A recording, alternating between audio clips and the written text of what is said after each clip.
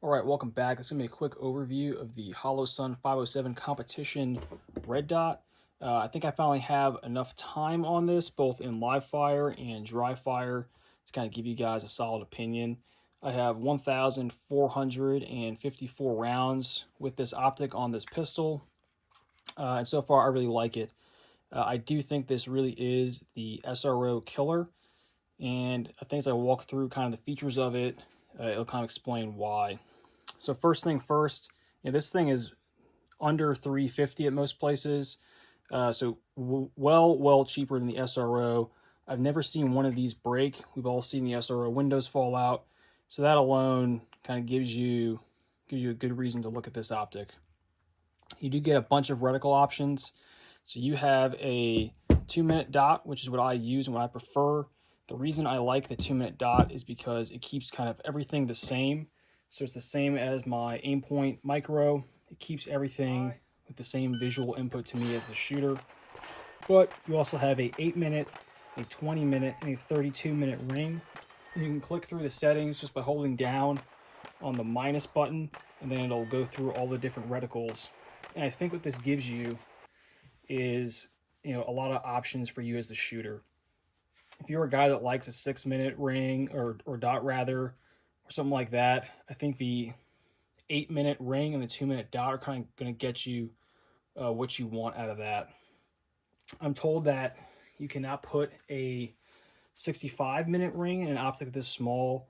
I don't know if that's really true or not, but whatever. That's the excuse that I'm hearing from the optics manufacturers.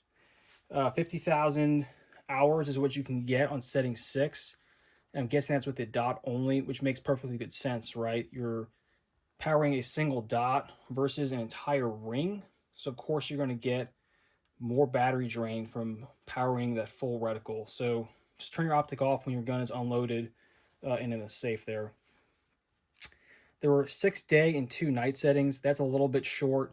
I would like some more finer adjustment, but frankly, I really have had no issue with this at any point in any kind of setting with the daylight settings not being just perfect enough.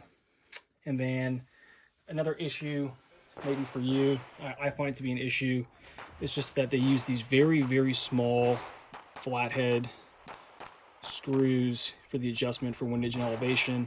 Yep, it corresponds to the tool they give you. The tool is pretty sweet, right? It has the tip for windage and elevation, and it has the Torx head for the screws that mount the optic to the plate. I just would rather something bigger like the Trijicon RMR, which has that kind of dished out flathead that'll take a case rim. I think they probably went with this just to save some space on the optic, or keep this adjuster small, and also corresponds to the screw for the battery tray on the side. Bottom line, I really think this is a great optic. It is bigger than the SRO. If you do the math, it is 127.6% of the surface area of the SRO glass, and that's even giving the SRO credit for being a full circle, with which it is not. It fits in duty holsters. You got plenty of options. It's more affordable. It's probably a lot more rugged in the long term, and it's not going to, end the world. I tell people, you buying a Holosun is not indicative of your patriotism. It's not going to win the war for China. That probably won't come, but it might win, your own shooting at home on Main Street.